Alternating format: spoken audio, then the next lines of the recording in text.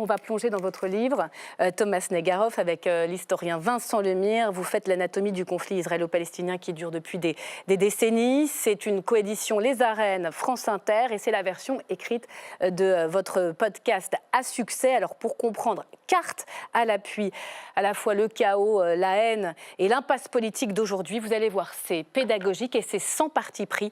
L'invitation est signée Stéphanie Despierres. Interview juste après.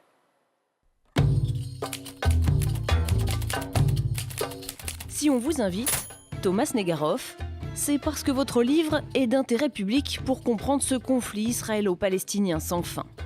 Journaliste et présentateur, vous êtes à l'origine agrégé d'histoire et spécialiste des États-Unis. Dans Anatomie d'un conflit, vous vous intéressez au Proche-Orient. En 50 questions à Vincent Lemire, historien spécialiste de Jérusalem, vous disséquez avec pédagogie cette guerre qui s'étale sur 8 décennies et qui a ressurgi lors du massacre perpétré par le Hamas le 7 octobre. Pour tout saisir, il faut selon vous revenir aux racines d'Israël. Votre livre commence donc avec la naissance du sionisme lors du premier congrès mondial sioniste en 1897.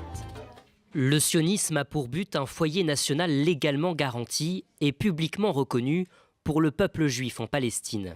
Déjà persécutés en Europe et en Russie au XIXe siècle, les Juifs cherchent un refuge. Après la Shoah, l'ONU vote le partage de la Palestine en 2 États, juifs et arabes. Le 14 mai 1948, Ben Gourion proclame la naissance d'Israël. Nous proclamons la formation d'un État juif dans le pays d'Israël qui portera le nom d'État d'Israël. Dès le lendemain, éclate la première guerre entre les forces paramilitaires juives et une force arabo-palestinienne. Coalition défaite, des centaines de milliers de Palestiniens sont jetés sur les routes de l'Exode. C'est la Nakba, la catastrophe en français. Avec des cartes très didactiques et une chronologie en 6 périodes, Thomas Negaroff vous racontait des décennies de violence. De la guerre des 6 jours à la deuxième intifada, en passant par la guerre du Kippour et les multiples attentats contre Israël. Vous expliquez comment certains épisodes, qui semblent lointains, éclairent le présent. Par exemple, les accords d'Oslo, signés par Yitzhak Rabin et Yasser Arafat, sous l'égide des États-Unis. Ils se retrouvent ensemble, ils se serrent la main. À l'époque, on se dit la paix est possible, mais ça va entraîner un déluge de haine parce qu'il y a la photo et il y a les gens qu'on ne voit pas sur la photo, des forces déjà très présentes qu'on voit aujourd'hui au pouvoir en Israël et aussi à Gaza. En 2007, avec l'arrivée au pouvoir du Hamas, s'ouvre une période qui, selon vous, conduira au chaos d'aujourd'hui à Gaza. Malgré tout, vous voulez garder un peu d'espoir. Alors dites-nous, Thomas Negaroff, qui incarne aujourd'hui un espoir de paix? Réponse. On a du mal à le trouver quand même. Est-ce que c'est quelqu'un qui l'incarne ou ce sont des idées ou des générations? Moi, je pense qu'il n'y a jamais, heureusement, dans l'histoire, il n'y a jamais de fatalité et l'histoire n'est jamais écrite. Franchement, en 87, quand il y a la première intifada, dite guerre des pierres, mais qui est déjà un moment de tension extrêmement fort entre les territoires palestiniens et Israël, personne n'imagine que moins de 10 ans plus tard, les accords d'Oslo seront signés. On a vu la photo. 93. Donc, en 93 et puis en 95 pour la mise en œuvre. Donc l'histoire n'est jamais écrite dans un sens comme dans l'autre, parce qu'en 93, quand on se serre la main avec Bill Clinton, on vient de le voir, on n'imagine pas qu'il y a des forces souterraines, comme je le racontais à l'instant, qui sont aujourd'hui au pouvoir. Vous savez que Netanyahou arrive au pouvoir en 96 et presque son slogan, en tout cas son discours de campagne, c'est tuer les accords d'Oslo. Donc les forces sont toujours présentes, les forces de l'ombre, mais aussi heureusement les forces parfois de la paix. Voilà. Quelques raisons d'espérer malgré le chaos et cette haine de part et d'autre. D'ailleurs, Vincent Lemire dit le fossé n'a jamais été aussi profond entre les deux camps. Pour bien comprendre, je voudrais qu'on revienne aux origines. Parce que ça permet de comprendre pourquoi ce conflit est si passionnel, mais pas seulement entre les Arabes et les Juifs. Dès le début, les Européens ont beaucoup à dire et à redire de leurs responsabilités. Vous revenez à la fin du 19e, début 20e siècle, l'Empire ottoman se désagrège, la France et les Britanniques se partagent le Proche-Orient, après la Première Guerre mondiale, Liban-Syrie pour la France et la Palestine pour le Royaume-Uni. En fait, depuis très longtemps, l'Occident est partie prenante de cette région du monde, de ce petit bout-là. Oui, territoire. complètement. Alors pour des raisons religieuses, évidemment, de présence biblique, c'est quand même le creuset civilisationnel de l'Occident qui se trouve là. Et en effet, et surtout l'Occident va jouer un jeu trouble, complexe, en jouant les uns contre les autres. D'abord les Français contre les Anglais qui ont réussi à attiser les tensions entre les Arabes et les autres pendant la Première Guerre mondiale. Laurence d'Arabie, c'est la promesse faite aux Arabes qu'ils auraient un royaume s'ils les aidaient à combattre aux côtés des Anglais. Et puis ça va évidemment, ils vont être trahis les Arabes, puisque dans le même temps, les Anglais vont promettre via Lord Rothschild un foyer national juif, on ne sait pas vraiment ce que ça veut dire. La déclaration Balfour. La déclaration Balfour en 1917 aux sionistes, on a vu Herzl il y a un instant dans le reportage. Donc effectivement, les Occidentaux vont jouer toujours un jeu assez complexe, même si progressivement, après la Seconde Guerre mondiale, ils vont se ranger progressivement, pas tout de suite, du côté israélien, laissant quand même les Palestiniens dans une espèce de désarroi et une solitude, parce que la solidarité musulmane au profit des Palestiniens est aussi largement une hérésie. Beaucoup de pays voisins ont largement joué leur carte personnelle. Il y a une forme d'instrumentalisation de la cause palestinienne par les pays voisins, les pays arabes. Oui, par la Jordanie qui a immédiatement vu que son territoire pourrait croître, par les Égyptiens qui ont préféré jouer leur carte nationale en signant les accords de Camp David avec les Israéliens en s'asseyant finalement sur la cause palestinienne. Donc les Palestiniens ont vraiment été les grands oubliés, les grands instrumentalisés de cette histoire qu'on raconte sur le temps très long, même si c'est effectivement bien plus complexe que ce que je dis là. La terre d'Israël, Eretz Israël, est terre sainte forcément présente partout dans l'Ancien Testament pour les Juifs, mais n'empêche qu'au moment de 1947, la fameuse Assemblée générale des Nations Unies, avec ce vote historique, il y a finalement très peu de Juifs dans ce croissant-là, dans ce territoire-là, par rapport aux Arabes, à ceux qui s'appellent les Palestiniens, mais qui n'ont pas d'État. Ils ont commencé à migrer dans les années 20 et 30 surtout. On a commencé à avoir des mouvements, le foyer national. Les Juifs commencent à arriver en Israël, mais de manière tout à fait indépendante, et souvent d'ailleurs en rachetant des terres, parce qu'un Arabe musulman ne peut pas vendre une terre directement à un Juif, donc on passe par un chrétien, souvent un Libanais, qui rachète la terre et qui ensuite la vend à un Juif, pour permettre légalement de le faire. Donc ça s'est fait, mais vraiment là, c'était de la main à la main contractuelle, avec déjà une institution quand même qui permet aux Juifs de s'installer, mais effectivement, mais c'est là où l'histoire est complexe, parce que franchement, quand vous êtes arabe dans la région, vous n'avez rien à voir avec la Shoah. Or, c'est la justification qui est faite par la communauté internationale. C'est la principale cause de la création c'est pas la seule de cause, l'État parce d'Israël c'est pas la seule... et du vote de l'Assemblée des c'est l'élément Nations déclencheur. Unies. C'est l'élément déclencheur, évidemment. Donc ça ne concerne pas les Arabes. De même, les Arabes ne sont pas concernés par la déclaration Balfour, la promesse de Balfour. Ils n'ont rien à voir avec ça. Donc, ils ont le sentiment quand même d'avoir été, de s'être fait imposer une réalité géopolitique. Ça n'empêche qu'une fois que le droit a été dit, le droit a été dit.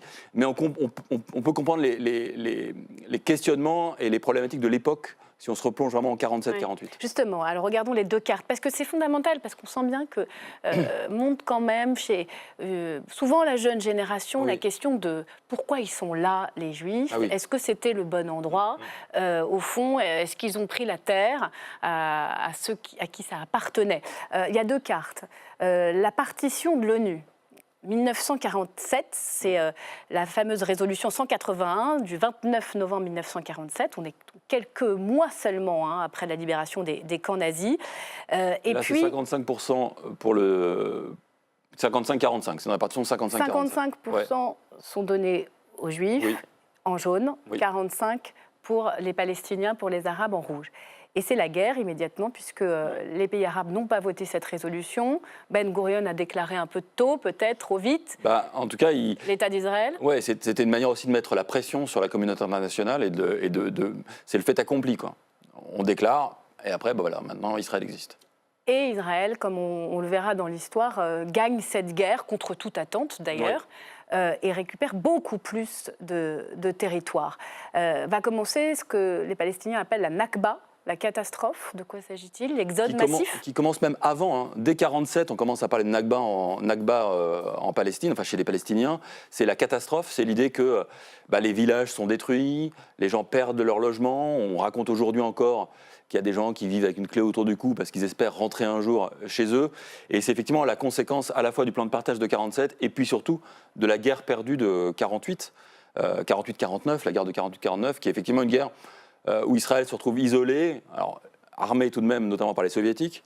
C'est qu'aujourd'hui, on a souvent l'impression qu'Israël, c'est une création des États-Unis. En fait, c'est beaucoup plus complexe que ça. Les États-Unis ont agi dans un second temps. D'abord, c'est les soviétiques qui ont été extrêmement favorables à ce foyer national juif. Et puis le mouvement sioniste. Et puis, bien sûr. Fait que les Juifs retournent bien avant, parfois, hein, même la Shoah, dans cette terre. Tout à fait. Pour des raisons forcément, quoi, de persécution, oui, ou pas seulement, il y a un mouvement nationaliste, marxiste même un peu. Oui, alors voilà, c'est ça. Ce qui est un peu complexe, alors pour le coup, il y a un mouvement marxiste qu'on a un peu oublié aujourd'hui, mais qui existe et qui est très présent, et y compris chez les Palestiniens. Et c'est en ça que, dans le podcast, il y a un autre podcast qui n'est pas en livre, avec Jean-Pierre Philu, spécialiste de Gaza, historien de la Palestine, et qui lui explique qu'il y a eu à un moment donné un mouvement marxiste très fort, anti-religieux, vraiment purement sécularisé chez les Palestiniens, comme chez les Israéliens, et ces gens-là travaillaient ensemble à une paix, à construire quelque chose. Donc oui, c'est une mosaïque d'ambition, de moyens, mais c'est comme quand on regarde aujourd'hui les colons. Sur la carte qu'il y avait il y a un instant, on voyait la Cisjordanie. Aujourd'hui, vous avez des centaines de milliers, 800 000 colons en Cisjordanie. En fait, ils ne sont pas tous des religieux d'extrême droite. Il y a des gens qui sont là pour le travail, des gens qui sont là parce que la terre était moins chère, parce qu'on pouvait acheter une maison. Donc, il y a des gens qui sont là aussi peut-être pour dire qu'il faudra bien un jour avoir quelque chose à monnayer, peut-être. Oui, alors ça, c'est... Dans une perspective d'un rapport de force futur. En tout cas, ça c'est plutôt idéologique pour le coup de le faire ça. Et ça éloigne très clairement la solution de la paix. C'est pour ça que certains considèrent même qu'aujourd'hui, on est plus proche d'un État binational. Ouais. Un grand État qui serait, je ne sais pas comment il s'appellerait, Israël-Palestine. C'était d'ailleurs un des projets initiaux, mais vous y croyez vraiment? Non. Ils ne peuvent pas vivre ensemble. Aujourd'hui, la haine est trop forte. Aujourd'hui, oui, c'est pas envisageable. Et même demain, non? Donc ce qui est compliqué dans cette histoire, c'est que sur quelle base est-ce que les Israéliens accepteraient de céder une grande partie de leur souveraineté à un État? Alors l'idée, c'est un État fédéral où il y aura une grande autonomie des deux, mais il y a un moment donné, regardez la Suisse, il faut quand même à un moment donné qu'on se retrouve sur des valeurs, sur un système de croyances, sur un système de croyances démocratiques par exemple. Là, on en est quand même extrêmement loin. Et puis la question démographique est fondamentale. Alors voilà, on va y venir. Très souvent, et à chaque fois qu'il y a un effort de paix, à chaque fois qu'on avance vers une solution, il y a des forces obscures, d'ailleurs celles qui sont au pouvoir aujourd'hui. Vous le montrez très bien, que ce soit le Hamas à Gaza ou bien les suprémacistes racialistes de la coalition d'extrême droite avec laquelle gouverne Benyamin Netanyahou, font tout pour saper ces forces-là, ces raisons d'espérer. La question du droit au retour, à chaque fois, est cruciale. Des deux côtés d'ailleurs, parce qu'aujourd'hui, la Cisjordanie, c'est ça aussi qui reviennent. Comment faire avec cette question démographique? Est-ce que l'État juif de Theodor Herzl, c'est un État des Juifs, majoritairement, et des Arabes, ou pas? C'est la grande question de cette nation juive. L'expression de la nation juive, c'est un État juif et démocratique. C'est comme ça qu'elle s'appelle Israël aujourd'hui, depuis quelques années. Juif et démocratique, mais juif. Et donc la question rend presque impossible, même s'il y a aujourd'hui 20% de la population qui est arabe israélienne, qui n'est pas juive. Donc, et qui a des représentants à la Knesset, au Parlement. Et qui a condamné l'attaque du Hamas, qui est globalement anti-Hamas et qui est plutôt pour une situation de paix, mais pas avec le Hamas du tout. Donc c'est extrêmement complexe. C'est pour ça qu'il faut vraiment rentrer dans le pays. Et sur la démographie, aujourd'hui, l'un des grands enjeux démographiques, c'est que la plus forte croissance démographique, elle est du fait de ceux qui sont hostiles à la paix. C'est les plus religieux du côté des Palestiniens et c'est les plus religieux du côté juif. Aujourd'hui, il y a 14% de la population juive qui est dite orthodoxe, juive orthodoxe. Et là, c'est des gens qui, alors là, pour le coup, ne seraient jamais d'accord avec même l'idée d'un État palestinien. Ils sont plutôt sur le Grand Israël. Ils n'appellent pas la Cisjordanie, ils l'appellent la Judée-Samarie. Donc on ne parle même pas de la même chose et des mêmes mots. Et ces gens-là sont de plus en plus nombreux, 14%, 20% bientôt. Quand ils seront majoritaires dans le pays, est-ce qu'on imaginera un jour une paix possible?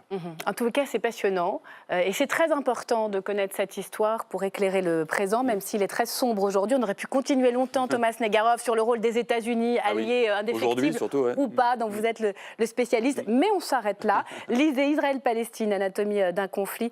C'est aux éditions Les Arènes avec France Inter.